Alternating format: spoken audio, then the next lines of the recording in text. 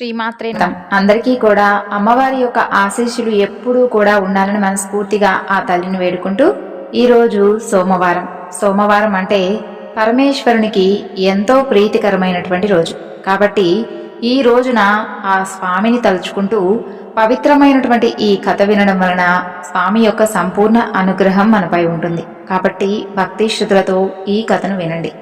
పూర్వం ఒక ఊరిలో శివదేవుడు అనేటటువంటి గృహస్థుడు ఉండేవాడు. అతను మహాశివభక్తుడు. ప్రతిరోజు కూడా తమ ఊరిలో ఉన్నటువంటి శివాలయానికి శివదేవుడు వెళ్ళేవాడు. అయితే అతను వెళ్ళేటప్పుడు ఒట్టి చేతులతో వెళ్లకుండా బాగా కాచి చల్లార్చినటువంటి ఒక కుంచెడు పాలు ఆలయానికి పట్టుకుని వెళ్ళేవాడు. శివుడికి వాటిని నైవేద్యంగా ఆరగింపు చేసేవాడు. అలా భక్తితో స్వామికి నమస్కరించి ఆ పైన పాలను ఇంటికి తీసుకుని వెళ్ళేవాడు. అలా పరమనిష్టతో ప్రతిదినం కూడా స్వామిని అర్చించేవాడు.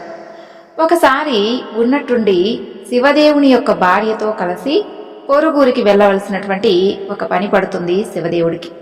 దాంతో తాను నిష్టగా చేసేటటువంటి శివపూజ, శివుడికి పాలను నివేదింపజేసేటటువంటి పని ఎలాగైనా సరే అది ఏ విధంగా చెయ్యాలా అని తదేకంగా ఆలోచిస్తూ ఉంటాడు. ఇంట్లో అందరికన్నా కూడా చిన్నదైనటువంటి కూతురిని దగ్గరకు పిలుస్తాడు. పాపా, మేము ఊరికి వెళుతున్నాం. ఊరి నుండి తిరిగి వచ్చే వరకు ఇంటి దగ్గరనే జాగ్రత్తగా ఉండు. ఇంకొక ముఖ్యమైనటువంటి పని అదేమిటి అంటే, మనం ప్రతిరోజు కూడా శివాలయంలో పరమేశ్వరునికి పాలను ఆరగింపు చేసేవాళ్ళం కదా, ఆ పని కూడా నీవే చెయ్యాలి సుమా అని జాగ్రత్తగా కాచి చల్లార్చినటువంటి మంచి గోవు పాలను ఒక కుంచెడు కొలిచి పాత్రలో పోసుకుని గుడికి వెళ్ళాలి. అక్కడ స్వామికి ఆ పాలను అర్పించాలి. వెళ్తావు కదూ? ఇది మన నియమం తల్లి, వ్యర్థం కానివద్దు. ఆటలను పాటలను అటూ ఇటూ పరిగెత్తకుండా, సావాసగత్తెలతో ఊరంతా కూడా తిరగకుండా ఇంటి పట్టునే ఉండి చెప్పినటువంటి ఈ పనిని తప్పకుండా ఆచరించమ్మా, మర్చిపోవు కదూ, మా బంగారం కదూ అని గడ్డం పట్టుకుని మరీ ప్రతిమిలాడి మరీ చెప్తాడు. అలా గుడికి వెళ్ళేటటువంటి పని పాపకు అప్పగిస్తాడు శివదేవుడు. అందుకు పాప కూడా సరే తండ్రి గారు అని చెబుతుంది. ఇక శివదేవుడు భార్యతో కలిసి పొరుగురుకు వెళతాడు. మరుసటి రోజు పాప చాలా ఉత్సాహంగా ఉల్లాసంగా స్నానాదులు అన్నీ కూడా చక్కగా ముగించుకొని మంచి గోవు పాలను మరగ కాసి చల్లార్చిన తరువాత సరిగ్గా కొంచెడు గోవు పాలను కొలుచుకొని ఆ గిన్నెలో పోసుకొని గిన్నె చేత పట్టుకుని తను కట్టుకున్నటువంటి పలుచని కొంగును పాల మీద కప్పి సరాసరి గుడికి చేరుకుంటుంది. గర్భాలయంలో కొలువై ఉన్నటువంటి శివలింగమూర్తి ఎదుట పాల గిన్నెను ఉంచి 2 చేతులు ఎత్తి స్వామికి మొక్కుతుంది. పాల వైపు చేతులు చూపిస్తూ, శివయ్య, ఇవిగో నీకు పాలు తీసుకొని వచ్చాను, ఆరగించవయ్యా అని పరమేశ్వరునికేసి చూసి చెప్తుంది. ఎదురుగా నిలబడితే ఎలా తాగుతాడు అని కాస్త పక్కకు జరిగి చాటుకు నిలబడి చూస్తూ ఉంటుంది. కాసేపు అయిన తరువాత వచ్చి ఆ గిన్నెలోకి చూస్తుంది. గిన్నెలో ఉన్నటువంటి పాల వైపు విచిత్రంగా చూస్తుంది. శివయ్య, పాలు తాగలేదా? నీకోసమే కదా నేను తెచ్చాను, తాగడానికి నీకు ఏమిటి ఇబ్బంది? పాలు అలాగే ఉంచావు, తాగవా? తాగు తాగు అంటూ పరమేశ్వరుని వైపు చూసి పురమాయించింది. ఊహు, శివుడు మాత్రం తాగలేదు. చిన్నపిల్ల కదా, ఆ పాపకు చింత మొదలైంది. అమ్మా నాన్నలు చెప్పి నా దగ్గర నుండి పొరుగురికి వెళ్ళిపోయారు. వారు చెప్పిన విధంగా నేను చేశాను. ఎక్కడా ఎలాంటి లోపం జరిగిందో నాకే తెలియడం లేదు. పరమేశ్వరుడేమో ఈరోజు పాలు త్రాగడం లేదు. దాంతో ఆ పాపకు భయం పట్టుకుంది. శివుడు పాలు త్రాగకపోతే అమ్మా నాన్నలతో దెబ్బలు తినవలసి వస్తుంది కదా. శివుడి వైపు దీనంగా చూస్తూ, పాలెందుకు తాగలేదు? తాగవయ్యా లింగమూర్తి అని ప్రాధేయపడింది. ఇక పాలు సరిగ్గా కాచలేదా? రుచిగా లేవా? లేకుంటే సద్దిపాలు అనుకుంటున్నావా? పొద్దెక్కిందనా? లేక పొగవాసన వస్తుందా? నీళ్లు కలిపాననా? ఆవు పాలు కాదనా? పోనీ ఆకలిగా లేదా? సరిగ్గా చెప్పవయ్యా, కొంచెడు లేవని నేమైనా అలిగావా? నేనేమైనా వీటి మీద మనసు పెట్టుకున్నానా? ఏ చిన్నపిల్ల తెస్తే నేను తాగాలా అని కోపంగా ఉందా?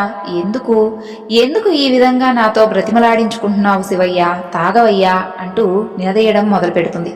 పరమశివ, పసిపాపను చేసి ఏమిటి ఈ సతాయింపు? ఆకలిగా లేదా? పోనీ అదైనా సరే నోరు తెరిచి చెప్పాలి కదా. పోతే పోని ఒక్క గుటకన్నా తాగితే నేను తృప్తి చెందుతాను కదా అంటూ ఆ పాప పరమశివుణ్ణి బ్రతిమాలుతూ ఉంది.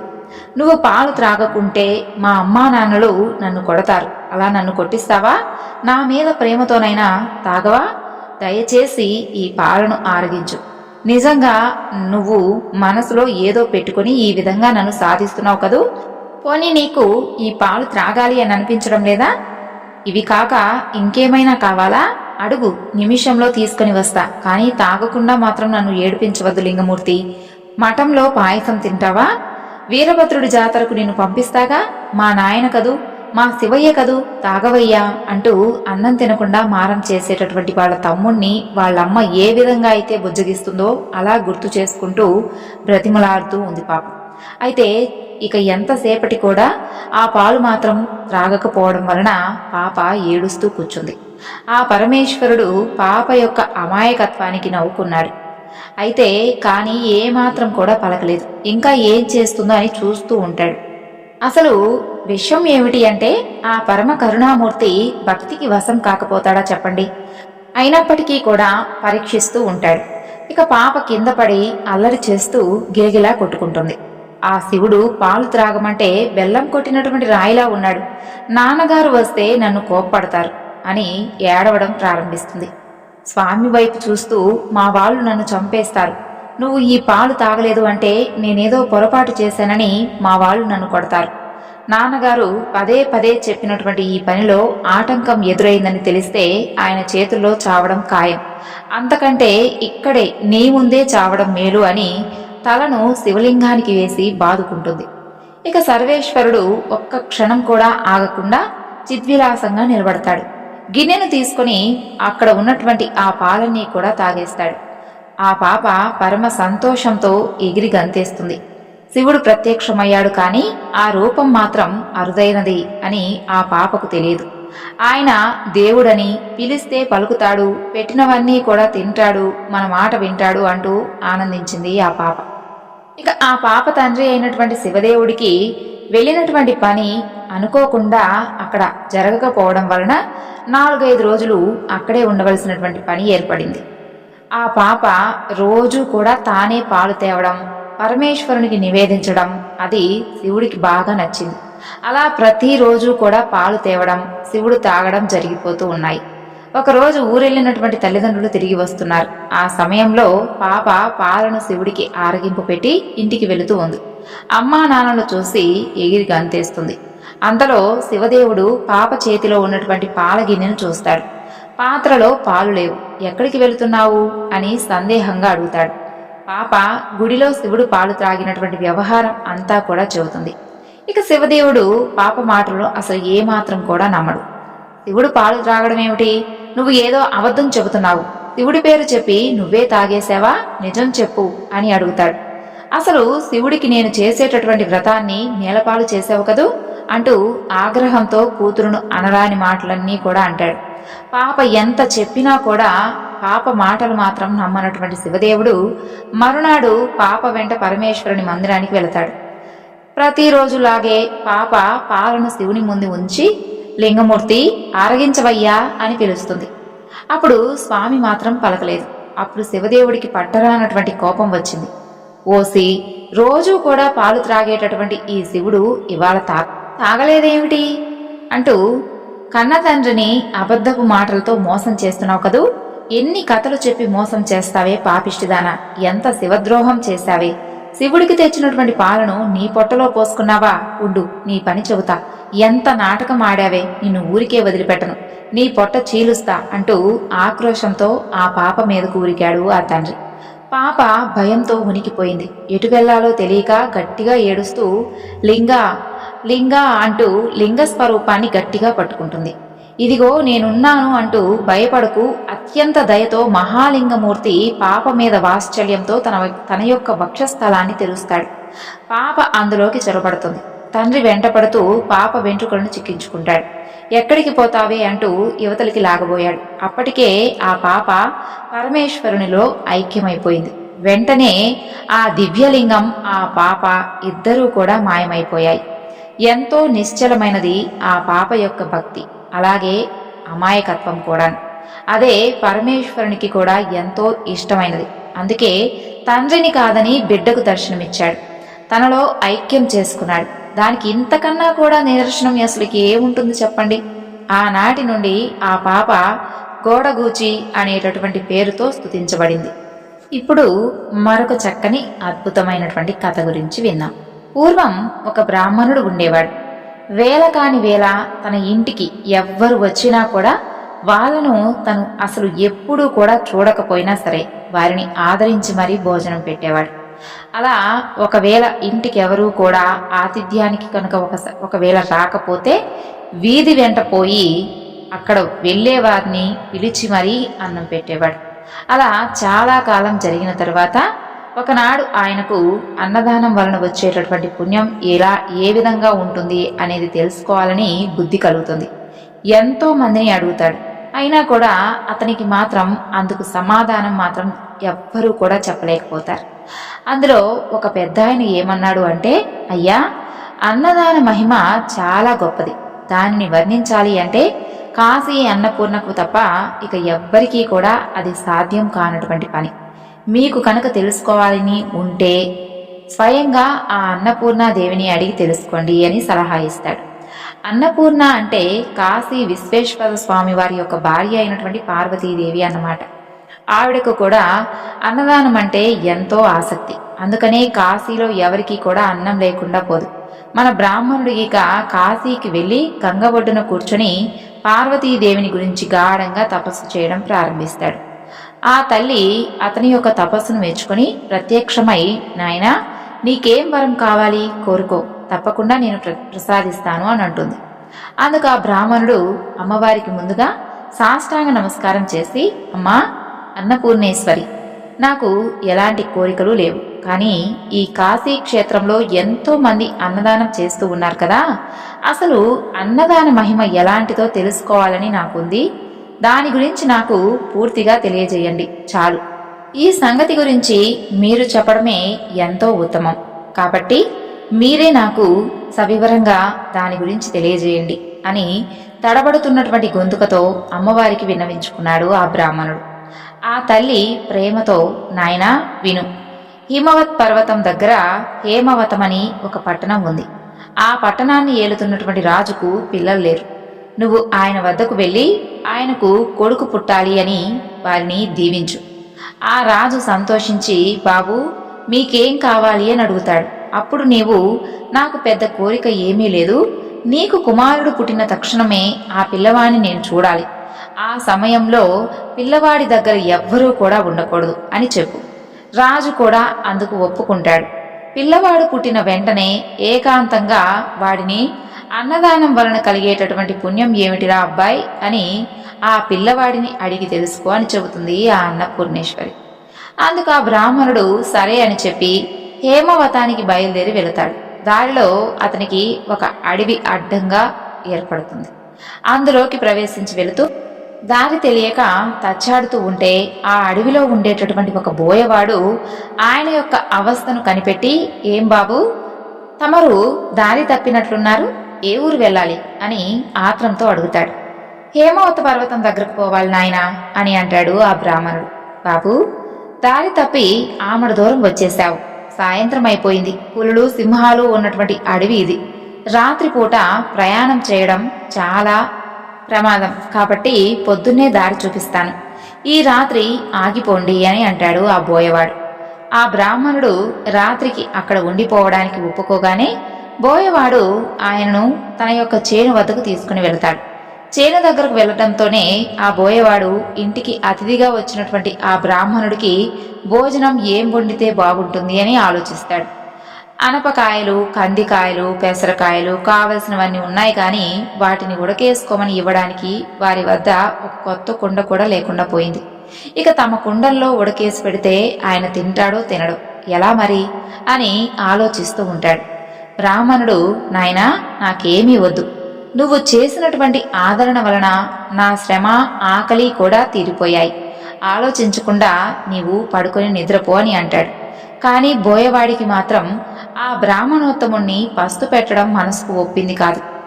అంచేత ఏం చేస్తాడు అంటే కాసిన చారపప్పు పుట్టతేనె తెచ్చిచ్చి వాటితో ఆకలి తీర్చుకో అని చెప్తాడు. బ్రాహ్మణుడు అవి తీసుకుని అంగోస్త్రం పరుచుకొని కింద పడుకోబోతూ ఉంటే పోయేవాడు, అయ్యో కింద పడుకోకండి, ఇక్కడ క్రూర మృగాలు తిరుగుతూ ఉంటాయి అని చెప్పి ఆయన్ను చేలో ఎత్తుగా ఉన్నటువంటి మంచం మీద పడుకోబెట్టి తాను మాత్రం కింద ఉండి విల్లు అమ్ములు పుచ్చుకొని మృగాలు ఏవీ కూడా రాకుండా ఆ రాత్రంతా కూడా బ్రాహ్మణుడికి కాపలా కాశాడు. బోయేవాడు అలా నిద్రపోకుండా రాత్రంతా కూడా కాపలా కాశాడు. కానీ తెల్లవారుజామున నిద్ర ఆగక ఒక్క కునుకు తీశాడు. అంతలో ఎక్కడి నుండి వచ్చిందో కాని ఒక పులి వచ్చి పాపం ఆ బోయేవాడి మీద పడి చంపేస్తుంది. తరువాత ఉదయాన్నే బ్రాహ్మణుడు నిద్రలేచి జరిగినదంతా కూడా తెలుసుకొని తన మూలాన ఆ బోయవాడు పులివాత పడ్డాడని ఎంతో విచారిస్తాడు. బోయవాని భార్య బ్రాహ్మణునితో, స్వామి, నా రాత ఇలా ఉండగా ఎవరు తప్పించగలరు చెప్పండి, మీరు అందుకు విచారించకండి, మీకు హేమవతానికి దారి చూపిస్తాను, నడవండి అని చెప్పి ఆయన్ను తీసుకువెళ్లి దారి చూపెట్టి వెనక్కి తిరిగి వచ్చి భర్తతో పాటు తాను కూడా సహగమనం చేస్తుంది. ఆ బ్రాహ్మణుడు బోయ దంపతుల మంచితనాన్ని తలుచుకుంటూ హేమవతాన్ని చేరుకుంటాడు. అక్కడ రాజును చూసి పార్వతీదేవి చెప్పిన విధంగా వారిని దీవిస్తాడు. పుట్టినప్పుడు మీ పిల్లవాణ్ణి ఏకాంతంగా చూడటానికి అనుమతి ఇవ్వాలని కోరగా రాజు అందుకు ఒప్పుకుంటాడు. రాజుగారి భార్య 9 నెలలు మోసి చందమామ లాంటి పిల్లవాణ్ణి కంటుంది. బ్రాహ్మణుడు ఎవ్వరూ కూడా లేకుండా చూసి ఆ పిల్లవాణ్ణి అన్నదానం వలన కలిగేటటువంటి ఫలం ఏమిటి నాయనా చెప్పు అని అడుగుతాడు. అప్పుడే పుట్టినటువంటి ఆ శిశువు పసికందే అయినప్పటికీ పెద్దవాడిలాగా బ్రాహ్మణునితో ఈ విధంగా అంటాడు, 10 నెలల క్రితం మీరు ఈ పట్టణానికి వస్తూ అడవిలో దారి తప్పిపోతే మిమ్మల్ని తీసుకెళ్లి చారుడు చారపప్పు పుట్టతేనా ఇచ్చినటువంటి బోయవాణ్ణి నేనే సుమా. ఈ మాతృకు దానానికే ఈ రాజుగారికి కుమారుడై పుట్టి ఈ రాజ్యం ఏలబోతున్నాను. ఒకనాటి దానానికే ఇంత గొప్ప ఫలం కలిగినప్పుడు నిత్యం అన్నదానం చేసేటటువంటి మహానుభావులకు ఎటువంటి ఫలం కలుగుతుందో మీరే ఊహించుకోండి. ఇదే అన్నదాన మహత్యం అని చెప్పేసి ఆ పిల్లవాడు మరుక్షణంలోనే ఏమీ ఎరుగునటువంటి పసిపాపలాగా ఏడవడం ఆరంభించాడు. బ్రాహ్మణుడు చాలా ఆశ్చర్యపడి తన ఊరు తిరిగి వచ్చి జరిగినదంతా కూడా తన భార్యతో చెబుతాడు. ఆ దంపతులు అప్పటి నుండి కూడా వారు చేపట్టినటువంటి అన్నదానం కార్యక్రమం ఎప్పుడూ కూడా విడిచిపెట్టకుండా ధనధాన్య సమృద్ధి, పుత్ర పౌత్రాభివృద్ధి కలిగి సుఖంగా ఉండసాగారు. చూశారు కదండి, ఒకనాడు ఎదుటివారి ఆకలి తీరిస్తేనే ఎంతో పుణ్యాన్ని పొంది ఉత్తమ జన్మలు పొందాడు బోయవాడు. అన్నదానం చేయడం వలన ఉత్తమ గతులు ఉంటాయి అనేందుకు ఈ కథ మనకు నిదర్శనం. ఇప్పుడు అన్నదానానికి ఉన్నటువంటి విశిష్టత గురించి తెలుసుకున్నాం కదా. మరి జలదానానికి విశేషమైనటువంటి ప్రాముఖ్యం కూడా ఉంది. దాని గురించి కూడా ఒక కథ గురించి విందాం. పూర్వం ఒక జంట కాశీకి చేరుకుంటారు. కొన్నేళ్ల తర్వాత వారికి ఒక అమ్మాయి పుడుతుంది.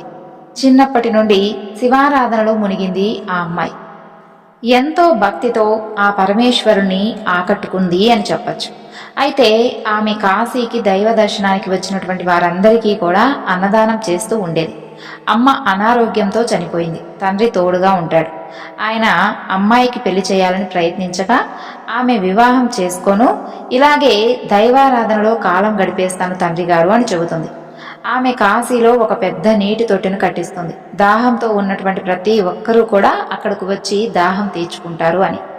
ఆమె అడిగిన వారికి దానం చేయడం తెలుసుకున్నటువంటి అందరూ కూడా ఆమెను వచ్చి అడుగుతూ ఉంటే కాదనలేక అందరికీ ఇస్తూ చివరికి అప్పులు పాలైపోతుంది. అప్పటి వరకు ఆమెను పొగిడినటువంటి అందరూ కూడా ఆమెను నిష్ఠూరంగా మాట్లాడటం మొదలు పెడతారు.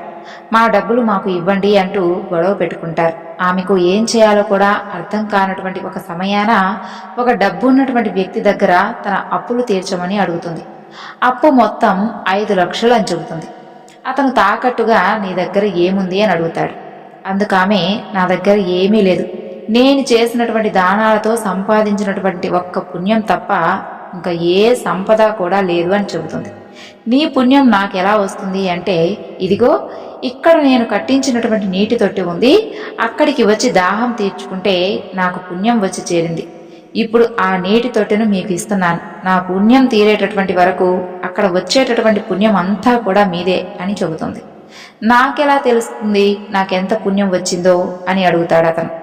ఆమె ఒక లింగ రూపం అయినటువంటి ఒక రాయిని తీసి, అయ్యా ఇదిగో ఈ లింగాన్ని ఆ నదిలో వేస్తున్నాను, అది మునిగి నదిలో ఉంటుంది.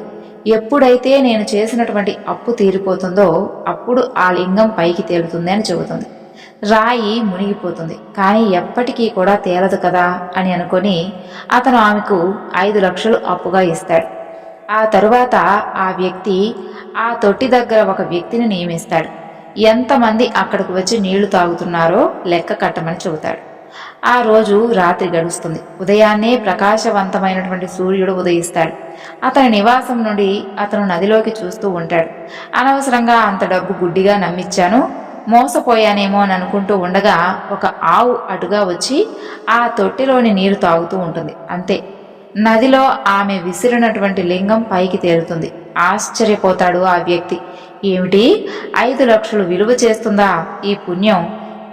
ఈ ఒక్క ఆవు తాగినటువంటి ఈ చుక్క నీరు అంటే ఆ తల్లి చేసినటువంటి పుణ్యం నా కోట్లు కుమ్మరిచ్చినా కూడా సరితూగదు కదా అని ఆమెను వెతుక్కుంటూ పరుగుపెట్టాడు. ఆ రోజు నుండి అతను కూడా అందరికీ కూడా సాయం చేయడం మొదలుపెట్టాడు. పరమ దయాళువు అయినటువంటి ఆ పరమేశ్వరుణ్ణి భక్తిగా కొలవడం మొదలెట్టాడు. మనం మంచితనంతో సంపాదించుకున్నటువంటి పుణ్యం చాలా విలువైనది, వెలకట్టలేనిది.